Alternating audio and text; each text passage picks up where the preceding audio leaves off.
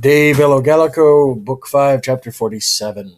Caesar, understood, was made certain, more certain, idiomatic expression about the arrival of Crassus by ablative agent phrase, the antecursoribus, the runners ahead, around in ablative place time expression on the third hour of the day. He advances 20,000 of paces, accusative extent, genitive part, ablative place phrase on that day. He sets over, takes the accusative and indirect object phrase, Crassus to the Samarobriwai, a Gallic tribe, and he assigns a legion to him. Why?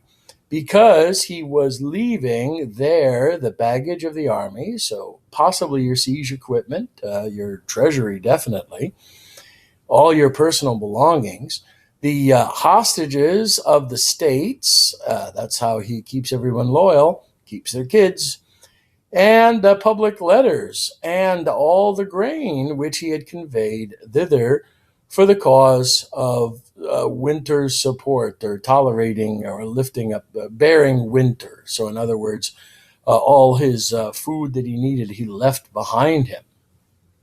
Fabius. Now, this would, of course, be a ut plus subjunctive, but it's not. It's indicative, so it's a relative adverb clause. As it had been ordered, notice it's impersonal, having delayed not so much, accusative probably of extent, although one could say it's adverbial. He meets him, he runs to him with the legion on the march, so Fabius is quick. Labienus, however,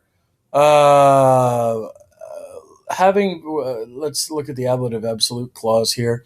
With the destruction of Sabienos having been made known, and the slaughter of the cohorts having been made known, when all the forces of the Treweri had come to him, so therefore he's dealing with his own rebellion there, having feared lest, fearing clause, if he would have not made, if he would have done the departure out of winter quarters, if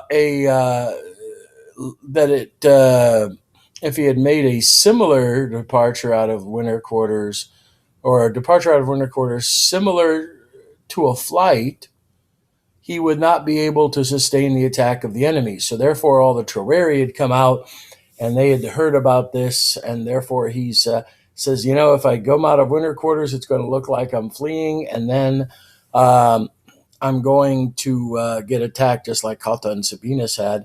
He would not be able to withstand the attack of the enemies, especially those enemies whom he would know. This is indirect question clause. Whom he knew, indirect statement clause, were being puffed up, were being carried up by the recent victory. So therefore, all of that stuff said, Labienus sends letters to Caesar, indirect object phrase, when with what great danger he would lead out his legion out of winter quarters. So he writes fully, per scribam, that the matter having been carried on among the Eburones, he teaches or informs all the indirect statement clause that all the forces of the infantry and of the cavalry of the Treweri had sat down about 3,000 of paces far from his own camp. So therefore, accusative of extent phrase, indirect statement clause. So Labienus does not come forward, but he's got a good excuse note. He says that I've got a problem where I'm at right now, because the other guys are swift, but I've got my own problems, because ablative absolute clause, with the destruction of the Sabinus and the slaughter of the cohorts having been made known, when all the forces, and this is probably causal because all the forces of the Troweri had come to him. So the Troweri are trying to get in on this action too. Labienus, having feared that, remember, ne is just like that and ut is not, that if he would have, probably, as we look at it again, contrapositive, indirect, contrapositive or unreal mood, if he would have made a departure out of winter quarters, appositional like a flight, right? Like to a flight, it would be a dative of reference. He would not be able, this is probably what he's telling him, he would not, in direct question clause, he would not be able to sustain the attack of the enemies, especially because he knew they, whom he knew, indirect statement clause, that's why this is a close subject phrase, were being puffed up by the recent victory, ablative of cause. So he dispatches letters to Caesar, and he gives him his excuse, how great the danger is if he win, with how great a danger he would lead out, he was going to lead out the army from winter quarters. So he gives him more information, tells him what's happened among the Baronets, and he says that all the forces of foot people and horse people of the Troweri have sat down waiting for me to leave. So sorry, Caesar, can't come. So why is Caesar including this information? To show that sometimes it's necessary to stay put and to have some control of the situation. Now, Caesar is pointing out that he has legates who must write back to him, send him letters, everything else, wait for orders. That was Cotta and Sabinus's problem. Quintus, however, Quintus Cicero said, I'm going to write back to Caesar on this one, but he still takes the initiative to stay on task. Caesar writes to his other legates to come out there, and they follow through, like Fabius did. Crassus he stations, but Labienus, who's his second in command, is the most powerful guy in the Gallic Wars. He's staying put, and this is why, because of the situation. So I've got all these guys outside waiting to kill us if we leave.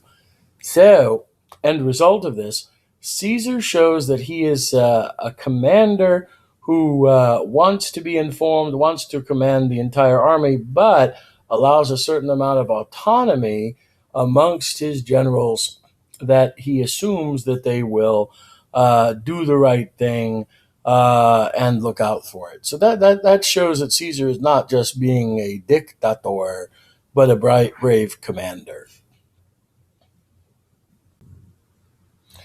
Caesar de Bello Gallico, Book 5, Chapter 48, and the last chapter, which is great, but sad because we don't get to see what happens. However, we get to see everything else.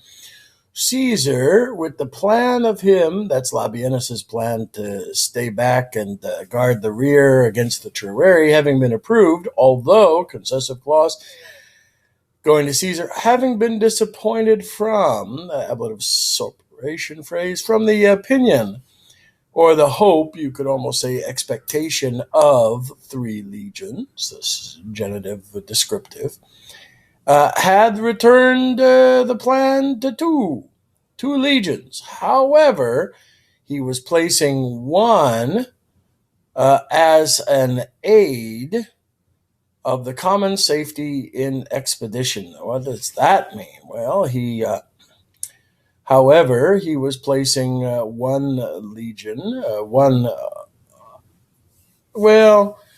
I don't know if this is legion or not, because it's auxilium is one aid of the common yeah, I think that's correct. However, he was putting one aid of the common expedition, of the common safety in speed. So, therefore, what he lacks in forces, he adds in numbers. Therefore, he comes, ablative means phrase, by great marches into the territories of the Nervii. There, indirect statement clause signal, he knows out of captives what, indirect question appears, what was happening, what's happening among at Cicero's place, in the presence of Cicero, and in what great a danger the matter is. This is why it's subjunctive, is because it's indirect question from cognoscit. Then persuadet, he persuades, takes the dative as the object phrase, one out of the Gallic horsemen, by means, again, of great rewards. You got to make sure people are paid. That probably, I would say, indirect command, that he carry an epistle to Cicero. He sends this letter, having been written in Greek characters, so therefore it's probably ablative of manner, right? Or means, having been written in Greek characters, lest the epistle be intercepted, lest, so that the epistle be having been intercepted, ablative absolute clause, our plans, lest our plans be known by the enemies. So it's a negative purpose. He warns if he would be able, if he would not, to not enter the camp, that he may, so he tells the Gallic horseman, that he warns him in direct command that he cast a tragulam, a dart, with the epistle having been tied to a thong or an amentum. He throw it within the fortifications of the camp. He writes in the letters, indirect statement clause, that he himself, subject phrase, is going to be ad fore present, right? Having shut out, circumstance clause, having been about to be present speedily with the legions. He encourages him, hortator, ut plus probably relative, ut plus purpose, or actually indirect command, commanding him that he retain his ancient pristine virtue, strength. The Gaul, having feared the danger, doesn't go into camp. Instead, he sends, understood, throws the dart, the spear, that as he had been ordered, as it had been ordered. Neuter, notice it's everyone following Caesar's orders. This spear, tragulum, stuck to the tower by chance, so it didn't get into it, just hit one of the siege towers. Nor est supplied s, was it perceived, ablative of time within which, in 2 days by our soldier boys. Ablative place phrase, on the third day. Why is this ablative of time within which? Because it's plural. This is singular. On the third day, it is seen, ablative source phrase, ablative means phrase, by a certain soldier, having been taken down. That would be the hike. That would be the tragula. It is, subject phrase, carried to Cicero. He reads it aloud, having been read through, in the assembly of the soldiers. So having read through it first, he reads it aloud in the century of soldiers, and shows effects, probably, it's kind of like affectatious. It's not real.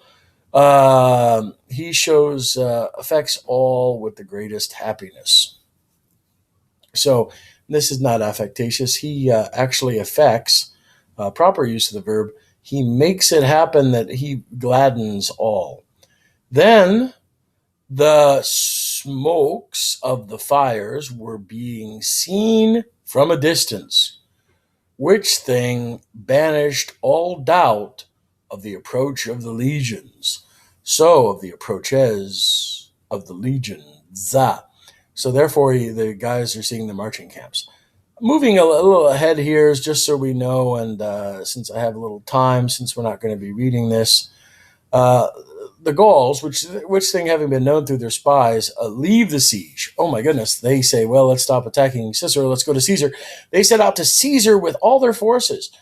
Those were around 60,000 of armed men. Now, that's the tough part, because Caesar only has 2 legions at the most. 6,000 guys. So 10 to 1. Cicero, with the aid, with the ability having been given, requests the Gaul, seeks the Gaul from that same Vertiochus, whom we had demonstrated. Notice Caesar is actually using the first person plural. We had demonstrated Bard who would carry letters to Caesar. Say, Caesar, the guys are coming. He admonishes this guy. He tells this guy that he, in direct command, make the march cautiously and diligently. He writes in the letters, the enemies have departed from me, or himself, and all the force have turned to him. With which letters having been brought to Caesar around the middle of the night, he makes his guy is informed. He says, hey, buddies, they're coming. And he strengthens them in spirit to fight. Get out there and fight. Go kill them. On the following day, he moves the camp at first light, and having advanced around 4,000 paces, 4 miles, he beholds the multitude of the enemies beyond the great valley and the rivulet, small river. It was a great thing of danger to fight with such forces in an unfavorable position. Then, since he was knowing that Cicero, having been freed from the siege, and therefore he was thinking that it was to be relaxed altogether about the speed, he sat down. So he's saying, well, Cicero's relieved. I'm going to take the fight. And he fortifies the camp. He doesn't go to fight 10 to 1. He says, let's build a camp. Okay, we had a camp 4 miles away. Let's build another one because this is where we're going to fight. Too bad Tiberius and Sabinus and Cotta didn't think that. In a place most favorable. You want to make sure that if you're going 10 to 1, you're fighting in a most favorable place. And, however, he contradicts these. He contracts these in the narrowness of the ways, which as soon as possible. So, in other words, he's making a small camp. Although they were small by themselves, scarcely 7,000 of men, especially with no baggage. By that plan, that he come into the highest contempt. In other words, he's going to say, I'm going to look really small to the enemies. Meanwhile, with scouts having been sent into all parts, he examines by which route he might be able to cross the valley most conveniently. So I'm going to build a small camp, make you besiege me, and then figure out how I'm going to do it. Oh, we're coming to the time limit. This is exciting. I'll probably add the rest of this on there because it would be interesting to see how Caesar takes care of it. Wow, exciting story. Wish the AP would go on in this one better. Well, we'll see you in class.